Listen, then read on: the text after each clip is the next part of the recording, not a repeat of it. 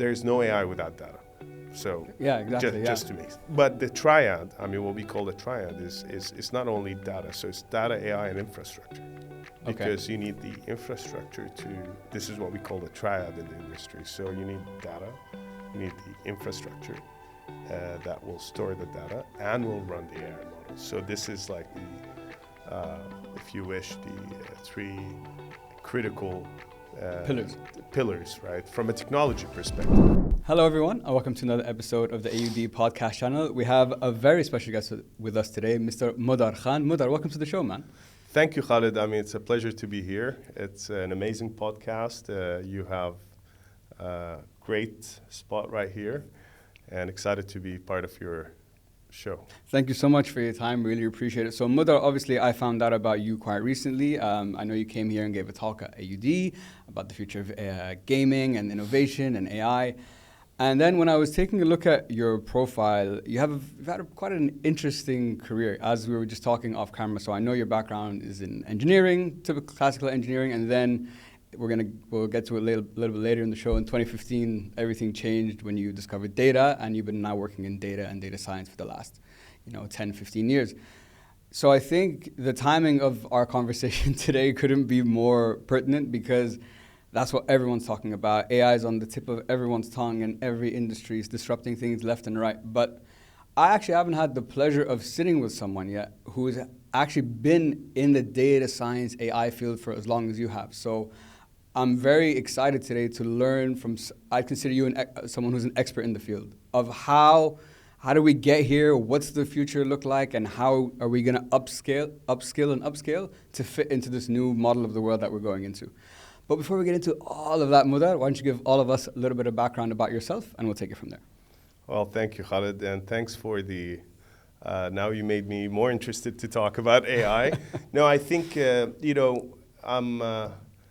I came to Dubai about 3 years ago. I moved in from the US. I've been working for SLB, it's an oil and gas company, for about 15 years now.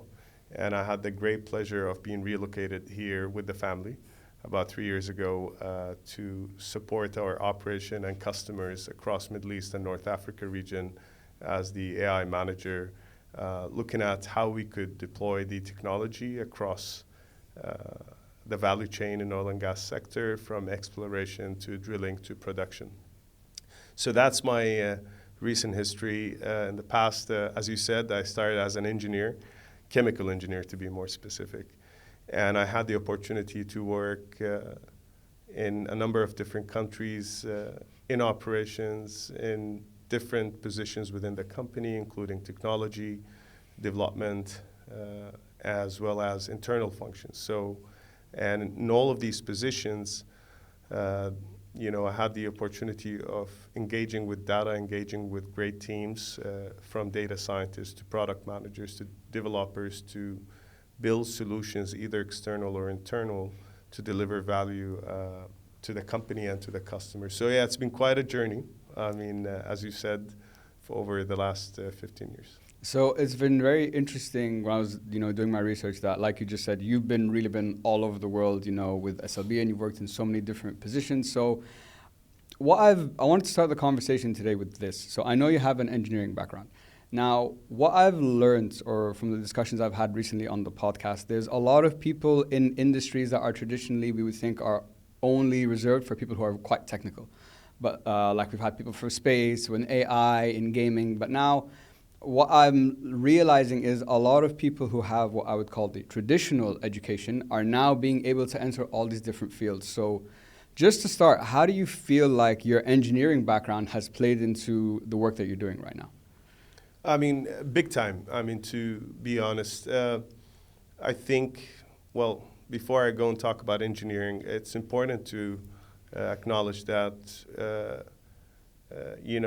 AI and all these new technologies, they are inclusive. I mean, computer scientists, data scientists, they're critical for the success of developing the technology, of deploying the technology, and getting value out of it. But so are engineers, so are doctors, so are any profiles. So back to you on the engineering, a lot of people don't know some of the origin stories when it comes to data science and AI is the fact that a lot of the neural network technologies, which were foundational for a lot of the cool tech that we have today, from large language models to generative AI, and many of the great applications originated in engineering, actually. And to be more specific, electrical engineering. So yes, I mean, early starts, we, in the field of applications that I was into, we leveraged a lot of computational, methods, statistics, modeling to design processes, simulate various things in engineering. So it gave us that strong foundation to project that was projected today as we go into advanced applications. It actually makes a lot of sense, because I know as training as an engineer, you guys have it's a very systematic, very logical way of thinking, and I think for AI and data, having such an analytical and structured process is the foundation of what everything is built on. The process, the framework, how these language models develop. But I know your background was in engineering, but in 2015, it seems that that's when everything really changed for you. And you attended a conference that was talking about the disruption of big data. So I'm curious, because it seems like that was the catalyst to where we are now, like 10 years later. Yeah. What was it about that conference? Like, what did you learn about big data in that conference? You're like, oh my God, I think this is the future, and I'm going to dive headfirst into this field. Yeah, I'll piggyback on what you said. I think engineers are logical, right? So I think throughout the career, you get exposed, or experience, you get exposed to a lot of data, as we said. In that conference, all the pieces came together, right? So they were talking about, back in 2014, I believe 2015, they're talking about how data would disrupt, a lot of things, how it's going to be easier to build and train models, deploy them at scale. And it just made sense. A lot of people were skeptical back then on how you're going to apply it, but it just made sense with the background I had on, this is something that's going to be big, it's going to have huge impact. So it's one of these moments where you lay your bet on a topic, and I think it came true, right? Yeah. I mean, fast forward into the future, I think, especially in the energy field, I wouldn't say probably in finance, in marketing, and banking, it was way earlier than in the energy field. But specifically in the energy field, back then it was something niche and new. If that makes sense. Yeah, that makes a lot of sense. And it's interesting that you attend that conference, you see, okay, this is the potential, I'm going to make a bet and dive into this field. Was there a big, learning curve for you entering into, becoming almost a data scientist in a way? Would that be fair to say? Absolutely. And it was scary. I wouldn't. Yeah, I'm sure. It was I'm scary. sure. I remember I had friends and family telling me, "Why are you doing that? You've got great career. You've got a great job. You're doing super well, and why are you? You're almost resetting in a way, right? You're going back in time. You're trying to do these new things, and it was scary, and it was pivoting. Learning new skills. We call it deconstruct and reconstruct, right? You're trying to deconstruct your skills and reconstruct it again, obviously bringing back a lot of the, things you've learned in the past. So it was scary, and it wasn't easy. I wouldn't say it was easy, but I think when I went to study, and the first step obviously was to go to study, what made it feel better, I would say, is that I was surrounded by people just like me.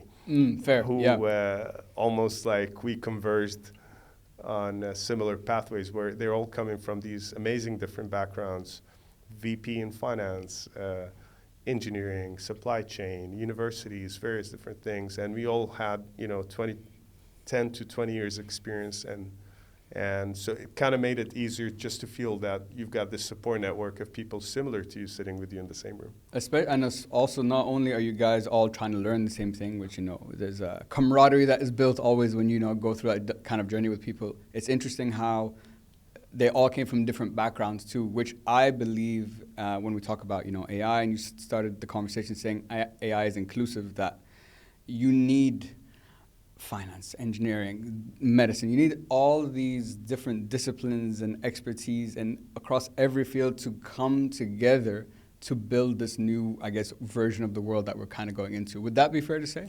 Absolutely. I think, I mean, I think if you want to call it, I don't want to call it 1.0, 2.0, 3.0, but I mean, you get the point is the early phases were developing the algorithms and tools that will allow you to leverage the technology and so on and so forth. I think the biggest value out of the technology, now we are in the phase of industrialization of the technology. Yeah, exactly, right? Maximizing the value you're getting out of it. Billions and billions, I mean, we could be getting into the trillions now with the announcements that happened in the last 2 weeks. Trillions of dollars have been poured in investing in the infrastructure and the technology. Now is the time to get returns right, out of it. And that will only happen when the domain people, and this is why I was saying AI is inclusive.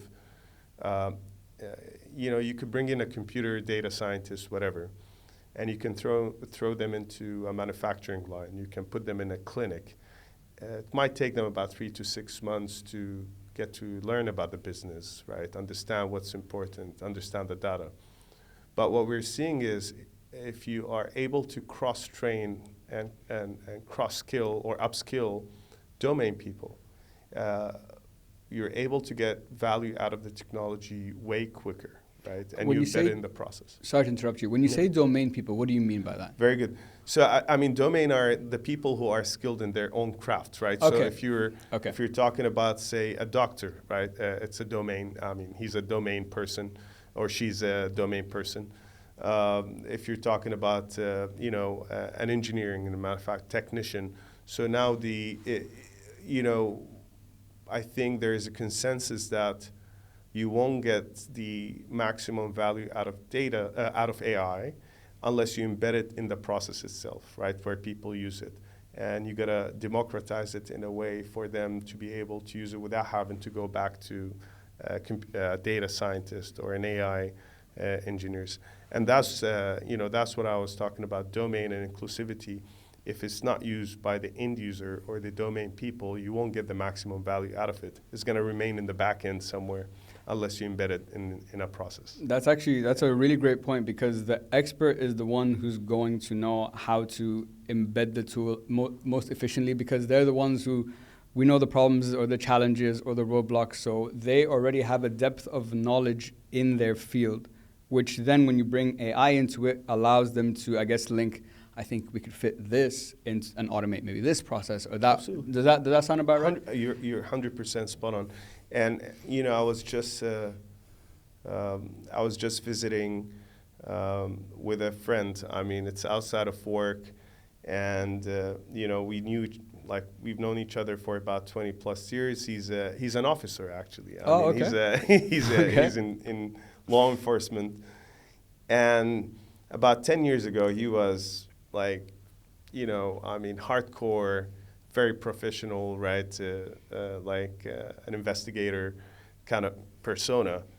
And we just had coffee a few days ago, and he was telling me about all the cool things he's doing with AI to, unfold an investigation, accelerate the resolutions. And that's it, right? That's it. That's when you are able to give the tools and the technology and you put it in the hands of people with the expertise, you'll get the maximum value. Otherwise, they'll be resistant to change as well.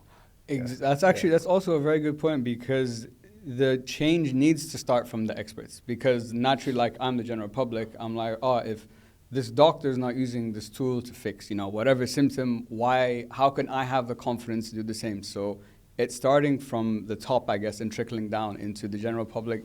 Seems like that's the way to increase adoption. Would that be? Top down is one way. I mean, you got to have the buy-in at the highest level, right? I mean, and this is what we're seeing. The reason UAE is one of the, it's just an amazing story what happened here in the UAE. It's in the top 5 or top 3 now in the world, and that's because you have it top down, where you've got the vision, you've got the support.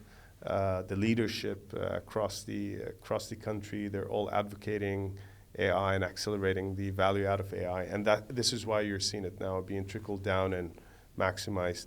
But also there's the angle on, people don't want to feel left out, right? I mean, the thing is, there's a lot of fear, right? And this is a big elephant. For sure, in the room. absolutely. It's like AI is going to take my job. Yeah, yeah. AI is gonna, and that's probably true. I mean, I wouldn't lie. That's probably true. But I think if you flip it, now people start realizing if I'm able to upskill and become one, right? I mean, me plus AI equal more value added to my field of work, and that's what we're seeing today. Yeah, and you mentioned a good point that, and I've had this conversation many times now, that everyone talks about, will AI replace your jobs? It will, to a certain, there are some things that are just going to be replaced whether we like it or not. Anything very automation based, that's what AI is almost dreamed or made for. But everyone tells me, or the general consensus that I've come to listening from all the conversations I've had, is it's not the AI necessarily that will replace you, but a person with AI skills is going to replace a person without AI skills. That's true. And this is famous. Like there was this Harvard talk and Oxford talking about it, and it's a natural thing, right? I mean, with the productivity gains that you're getting, you're going to get to a plateau where you can't just add more people to the business, to the process. You're getting the maximum amount of outcome that is needed for whatever industry or business you're in. But, I mean, if you go back for centuries, human has faced this, right? I mean, you talk about horses to cars. Yeah. You talk about, we don't need riders anymore. What are we going to do? Exactly. I mean, you're talking about when people shifted from fish oil to, hydrocarbons.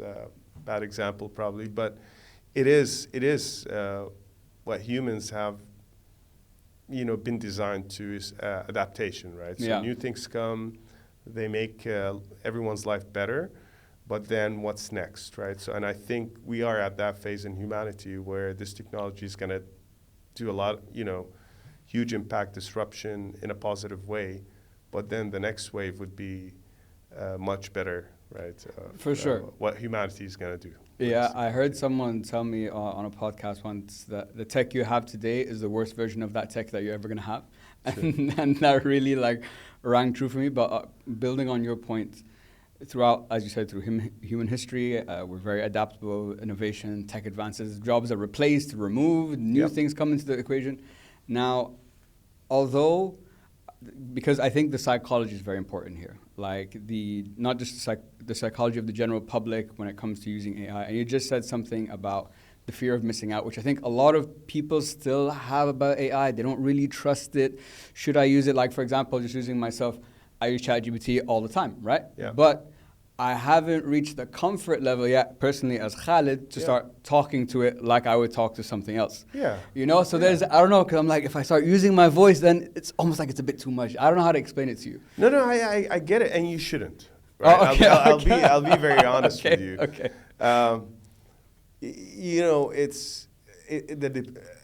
I see dependency as well, right? Dependency is there's always that unique human factor that's probably not factored in. There's no underlying data.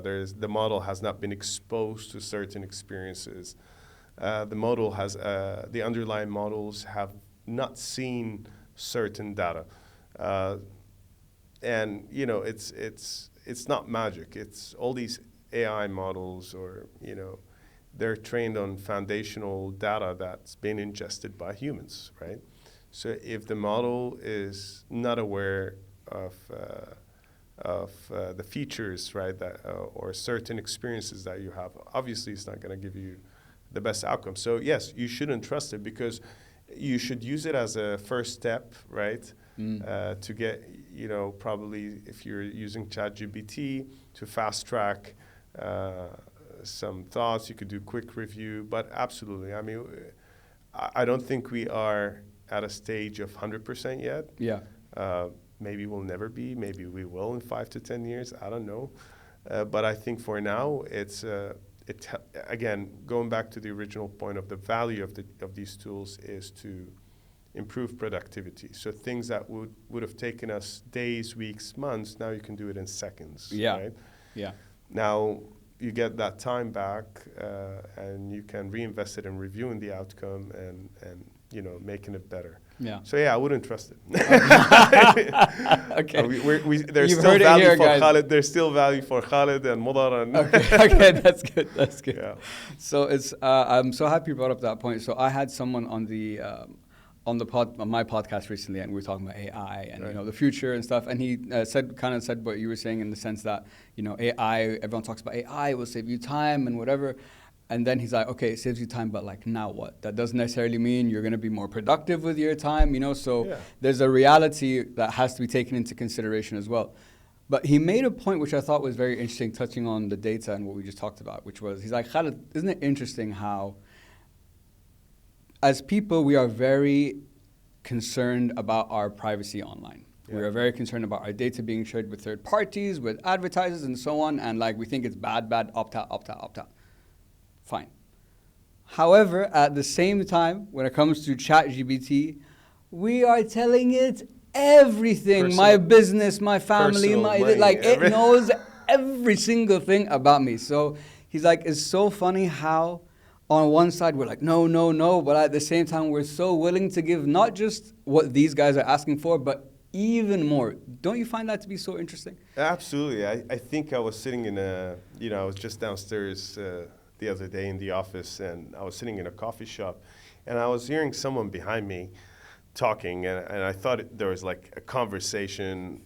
He was probably on the phone, and I was just out of curiosity because there is some information being shared in that conversation that is probably his wife or his family or whatever, and then I turn around and I see that ChatGPT. Like when you turn on ChatGPT, you get that big thing, like wavy thing.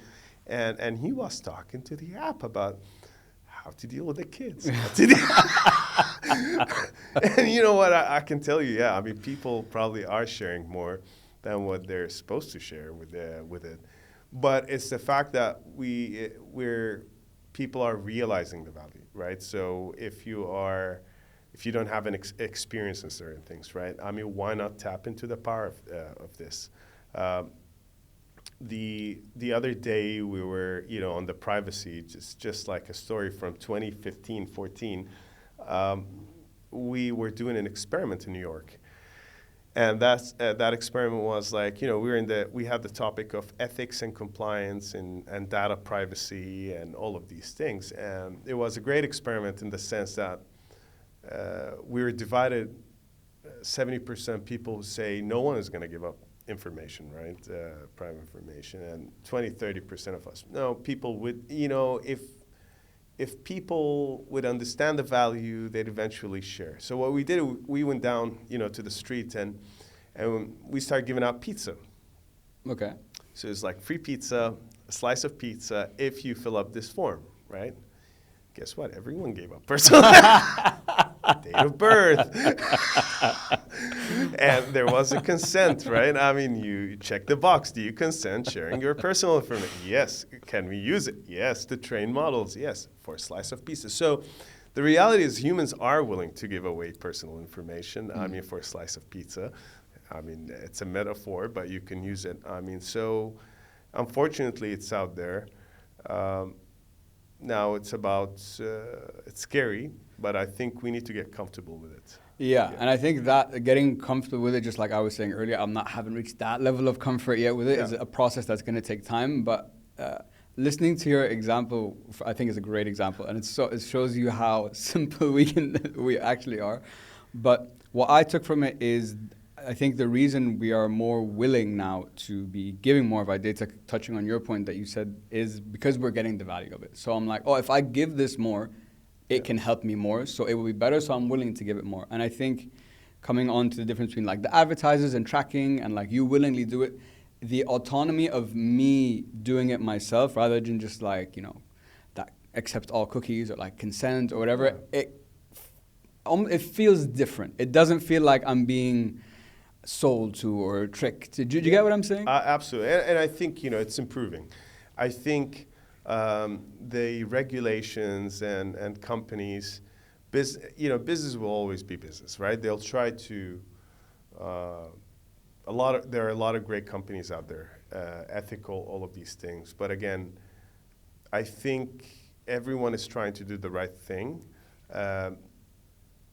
The regulations and the controls and the governance around data, privacy, AI, and all of these, unfortunately, are much slower compared to how the evolution of Absolutely. these things is much slower than how the technology is evolving. It's evolving super fast.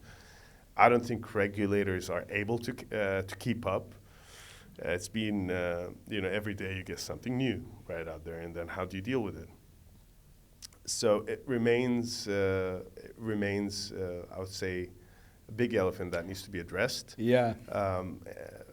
But it's part of it, right? It's part of it is how do we go about ethics? How do we go about data privacy? How do we go about equity, right? And inclusivity, because one topic that is probably, it's probably embedded in what you were saying, Khalid. It's the bias in all these models. Exactly, yeah. The human bias. The human bias. Of course. Most of the models today, if you think about them, they're either trained on Western data or Chinese data. That's a great point. I never thought of that. That's actually that's so true. Yeah. So I mean, it's just that Western countries have been exposed to the internet longer than.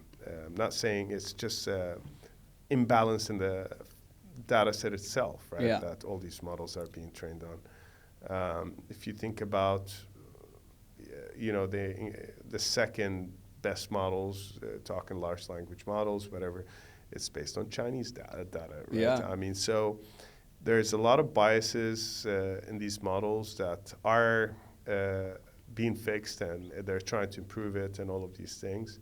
So yeah, I mean, there are a lot of topics around it. I mean, I would say that are that could be improved. Yeah, that's such an interesting. I never thought of that. What are these language models actually built on? Like, what is the data set they're using? And I never associated that with the States or China or whatever, which is where the biggest ones are. So now coming on to data, and I'm so happy you touched on this just now, because AI and data. They are two sides of this. They are literally the same coin. One can't work without the other. Now, from my research and our conversation so far, I feel like there's three parts to building a successful AI. There is the quality of the data you have. There's adjusting for as much human bias as you can, and then there's the technology itself. But now, if the AI is only as good, just focusing on the data for a sec, as the data I give it, but now there's also AIs that will help you clean up your data faster. Yeah. So it's kind of like this, almost like a chicken and egg kind of thing. Like, what's coming first? What should we do? And AI could generate data. Exactly. Well. So, what's your perspective on successful AI development when it comes to data? So, I'll just give you. You've heard about XAI, Elon Musk. I mean, everyone was wondering why Elon is buying Twitter for $40+ billion, right? So truly the acquisition of Twitter was to tap into the data that Twitter has, right? So data is foundational. To go back to your original point, chicken and egg and chicken, you need data. You cannot start with that. Now, if you don't have the data, you could buy the data. And that's what, the example of Elon. So that's one. Yeah, so we agree on that. There's no AI without data. So yeah, exactly. Just to me. But the triad, I mean, what we call the triad is not only data. So it's data, AI, and infrastructure. Because you need the infrastructure this is what we call the triad in the industry. So you need data, you need the infrastructure that will store the data and will run the AI models. So this is like if you wish, the three critical pillars, right? From a technology perspective, not to talk about people, not to talk about process. So yeah, I mean, data is foundational. Now, if you don't have the data, you could buy it. Okay. You could do what we call. You could do. There are many different ways where you could bridge out missing data, right? You could simulate data. You could run, drones, to gather data. But without data, you won't have AI, if that makes sense, Khaled. Yeah, no, that makes perfect sense, and I think so. Because in AI, when we talk about AI, we focus a lot on the tech aspect. It can get quite technical. Because it's cool. It is. It's the nice part. Data is the boring part. yeah, It's exactly. It's But it's the I think something that you touched on. So I watched the talk you gave in Oman. I think it was a couple of years ago, and you were something you said there which really stuck with me, and I think this is the part in the AI conversation that is the missing part that everyone seems to somehow overlook, which is people.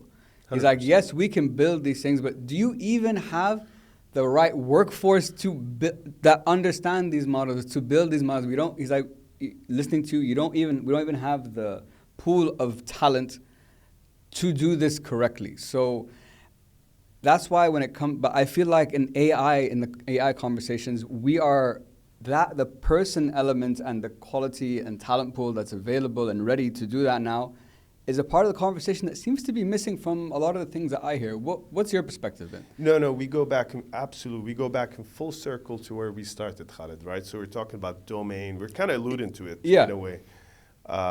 People are the foundation of this, right? So without having and we're not talking, we want to transform everyone into data scientists, right? So there are different, when we talk about upskilling, when we talk about cross-skilling, cross-training, all of these things, we just want to have people, with the right skill set to maximize the usage of this technology, right? So if you are a consumer of these AI models, you need to have the right skill set, right? So if you are a doctor and you have that cool, AI model that is helping you skim through X-rays or identify these tumors, how do I trust it, right? So this is one of the questions you ask. Do I trust it or not?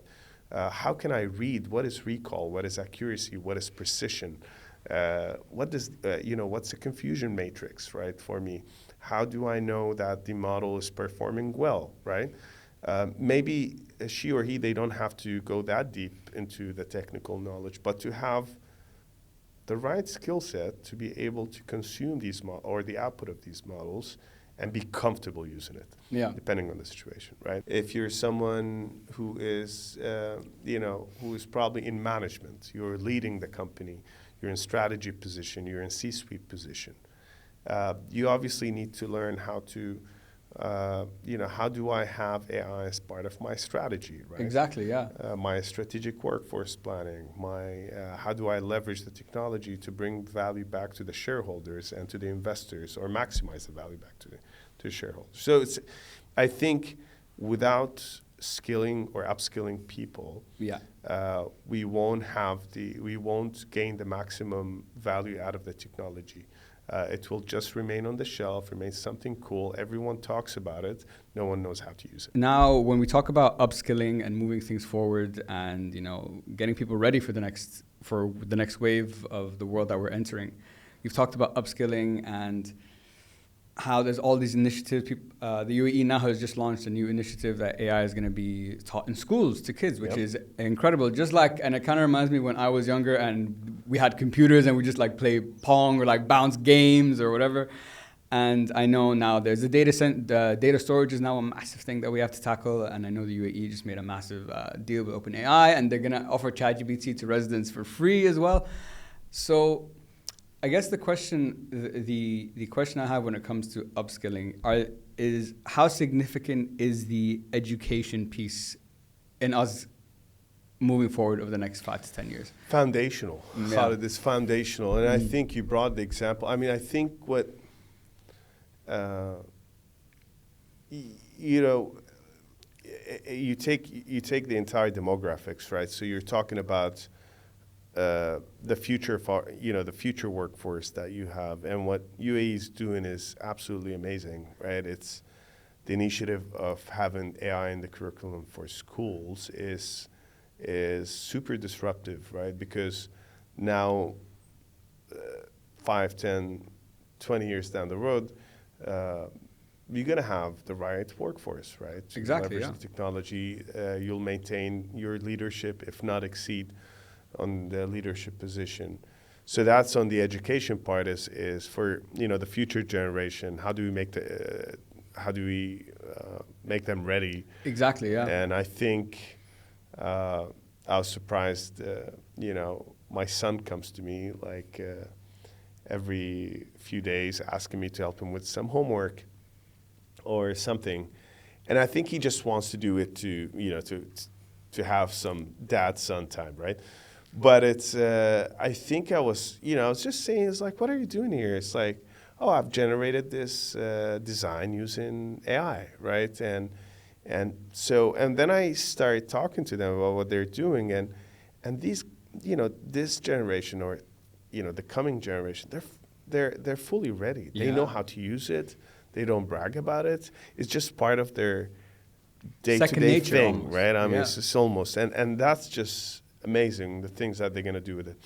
Now, coming to us now, right? I mean, people in the workforce today, people in the leadership position, these are the people that I think combination of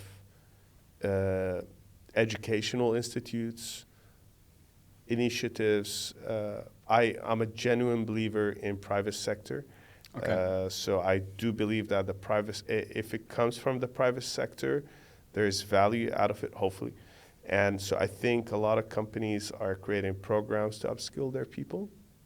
And if they're not, they're missing out. So I think they won't have that competitive edge in the market. And they're going to wash out eventually in the next 5 years. Whether they like it or not, it's a reality. Then supported by the government. And I think what the government is doing is just amazing. I think it was a few weeks ago, there was an initiative, or a few months ago, to upskill 1 million people in the UAE who are not in school or everything on AI. You go to most events here, AI is being spoken. So I think it's there, right? Yeah. Government, educational institutes have programs. It's out there in on the web if you want to learn. I just think truly it's people taking the initiative, right? For those who haven't yet, I know many people are switching to learn, but for those who are not taking the initiative yet, they should do that. Yeah, and they should do that now. Yeah, or yesterday. I mean, they should have done it yesterday. Yeah, so many. Touching on what you said, there's so many podcasts and things I've read. AI experts like yourself talk about how everyone talks about the future of the workforce and whatever, and we think the future is like, oh, that's the future. It's far away. That's like in like the next 5 years. It's not close. It's not that far, but it's not close either. So like now is the time that you really need to get in, because you will get left behind if over the next 5 years you as a person, whether in your job or personally, don't start learning how to use AI, embed it into your life, into your job, into whatever. You're always going to be at a disadvantage, because that's going to be the new model or the new economy that the world works in. Yeah, and take simple steps, baby steps, walk right before you run. Look, I think, just to back you up on why time is now, when we were hit with COVID a few years ago, if it wasn't for AI, they would never be able to model and simulate the new drug that fast. It would have taken us a decade, right?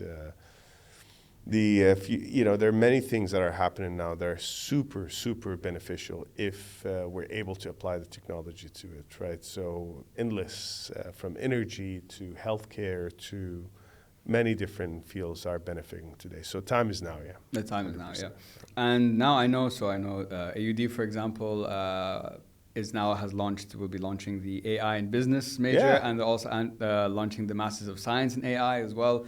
So, and I think these are the types of initiatives that need to be in place. You kind of touched on infrastructure at the beginning. You need to have these educational institutions to leverage and train people to be ready for what we're about to go into.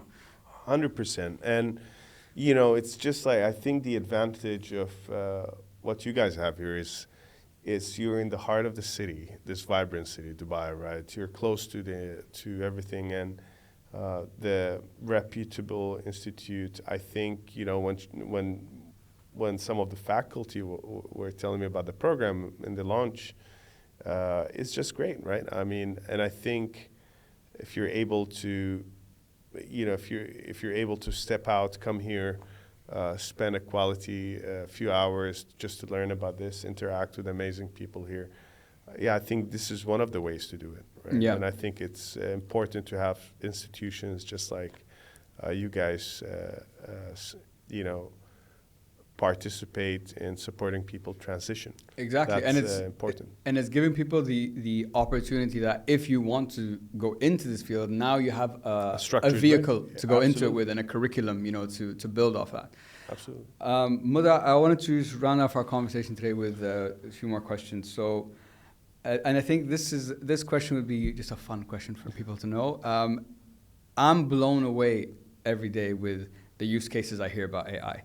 It just blows my mind. I'm like, how did you even think of doing that? People have businesses running that are fully AI automated. So it's just a black box of possibilities. So, but maybe it'd be cool for the audience to hear from an AI expert like yourself. How are you using it in your daily life that maybe could be beneficial to us? You mean my personal life Yeah. or work? Oh, okay. So, oh man, I mean, so I've got quite number of things going on. So one of the things that we do at home, I mean, it's probably boring for some, is we like to make recipes. Okay. I mean, so we've been having this fun exercise at home of creating new recipes, trying to make fusion food recipes, and AI has been great in doing that. I think this is one of the cool, I think this is the funniest exercise that we do at home. On the serious note is, I have this passion for, working with the kids, right? With my boys on new projects, engineering projects, and I think we're able to build things faster now with Than them you ever have before, than right? we ever had with them. So whether it's building an app, whether it's trying to, forecast certain things and events. So I think it's given me these tools, that helps me with the kids, educating my own kids, right, on how to use these things. So that's how I use it in my personal life. Finances, my personal finances. I don't have to spend much time on thinking about where should I invest and run all my sheets. So I think I'm using it all across, right? I mean, helping the kids, having fun. So that's on the personal life. On the serious side, on the energy sector, I think the Middle East, we were just in this meeting a few weeks ago in DC, and we were talking about the energy landscape, and ADNOC or UAE came tops. AI has been used to reduce emissions, right, by many of the energy companies. I think the ability to produce more cost-effective energy for the societies around the world is something that excites me. I mean, being part of this industry, having the ability to work with customers, work with a lot of companies to leverage the technology to reduce the cost of the energy, right, to end consumers, and seeing that impact on the world happening in many different parts, making it more affordable, if you wish. Yeah. Energy powers everything. Yeah, right? it does, I mean, exactly. Yeah. Homes, cars, food, it goes into everything. And I think the technology has huge potential in terms of making it more cost effective going into the future. So I think that part excites me as well in my daily job. Yeah, and I'm first of all, thank you for sharing how you're using it at home. I think it's very interesting. Always, ChatGPT is something I like to touch on sometimes as well. I like to sometimes use it for like personal training, help me build like a gym schedule or whatever.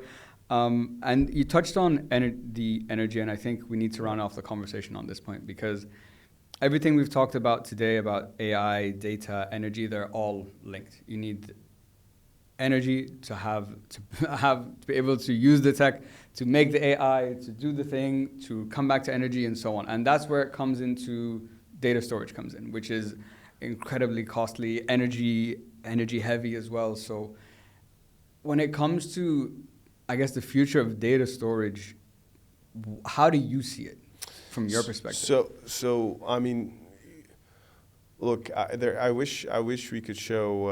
I mean, I could tell you the charts. So tokens. So anytime you chat with chat GBTs, you consume tokens, right? Okay. And tokens is it's just like a measure of how many tokens have went into the large language model, how much generated, and that just in the last few years, that number grew exponentially. Right? Is it like the currency? No, it's just like how many words or how many you ask and it gets generated, etc. But that correlates to the amount of energy these large language models consumes and the data storage story that you touched on the infrastructure. And I could tell you, this is probably the critical path for us to scale the use of the technology. Where do we build data centers?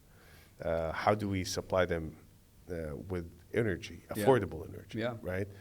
And I think this region is positioned in a very unique way, right? For many different reasons, because it's not only that you create a data center and you give it energy, but you need to connect that data center to the rest of the world, right? So you need that fiber optic lines that run under the sea or connect continents. So when we talk about infrastructure, you need the data center, you need how do you establish connectivity to the end user and to the rest of the world. And I think the UAE and the Middle East region is blessed. We have a unique opportunity in this region to capitalize on delivering on the world demand of data centers for data storage. Energy is abundant. Cost effective. You have the right investment landscape here. This is why you've seen all these announcements in the last few weeks. I think it just makes sense for this region to grow and support the world's need. So energy is there, the right landscape for investment. I think it's a big it's problem. going to be a huge business. I mean, and it's already there. Microsoft is investing. G42 has been there for a while. Yep. Talking UAE context, talking regional context. You're seeing data centers pop out in every GCC country and crossing MENA borders. Yeah. So it's. I think this region, if we capitalize on the global demand, that could be a decent source of revenue or GDP growth for countries around. Coming into the industry. And it's listening to your explanation about the energy and like you said, I love the word you use. This is the critical path because this is the most important thing we need to figure out for the future that we are trying to build efficiently. And you touched on the tokens. So I read something the other day. I think Sam Altman posted something. He's like, everyone that's saying, stop saying please and thank you to ChatGPT because it's costing us billions. Absolutely. This token is exactly, I mean, just be more concise. Just being polite is costing them, you got us a lot of money, so please stop. Modhar, I wanted to just round off our conversation today with a question we ask all our guests. So the aim of this podcast is to showcase that success comes in many forms and that learning never stops. And over the course of your life and everyone's life, you learn many things, personally, in your career. But I always believe that there's one learning, which I like to call a game changer learning or a lesson that changed everything and you saw the world or yourself or anything in a completely different way. So if I ask you, what was that game changer learning for you? What would you say? Well, I mean, I think the biggest lesson that I've learned that allowed me to continuously learn was, adaptability, right, related. So how to be adaptable. I mean, I think one of the things we as human, we'd like to protect our mental well-being and physical well-being by having predictable life. Yes. Unfortunately, everything around us is pretty much unpredictable. So the biggest lesson I've learned is adaptability, and I think I was lucky at a young age to and I think I hated that in the beginning when I was young. We were switching countries. My dad would move with work every 2-3 years, and I wouldn't have roots well grown. And I think, if I reflect back on what was the biggest lesson that I've had, and I wish I can, in a different way, pass it on to my kids, is adaptability. Yeah. And I think adaptability ties well to the topic of AI. Yeah. And this is why I bring it up. Perfectly. Yeah. And I think, whatever new things will keep on coming to us humans, right? And I think the most important lesson that I've had was adaptability, having the ability to adapt to change, respond, keep an open mind, right? A positive spirit, look positively towards any change versus taking it negative, go in a cocoon, and kind of hide, right? I don't want to deal with it right now, maybe later. No, just deal with it, be adaptable, heads on, right? And I think that's the most important lesson that I've learned, and I think it's important for others to learn as well. It ties well nicely to your topic. Well, I couldn't think of a better way to round off our conversation for today. I totally get where you're coming from. I can see how, especially today with things changing left and right and moving at 1,000 miles an hour, you need to be adaptable and change and pivot and have the flexibility to adjust to all these things. Absolutely. Modhar, I want to say thank you so much for coming on the show today, man. Honestly, this has been such a pleasure. I've learned so much from you today about AI and the technical aspect and data. And I think anyone either in AI, looking to launch their own AI, get in the industry, do a career in AI, there's so much they can take away from this conversation today. So I wanted to say thank you so much for coming. Thank you for giving me the chance. And it's always a pleasure to be here, Khalid, and with you and with American University of Dubai. And I hope we'll meet again. 100%, for sure. Thank you so much again. Guys, everyone listening, thank you so much. And we will see you next time. Take care.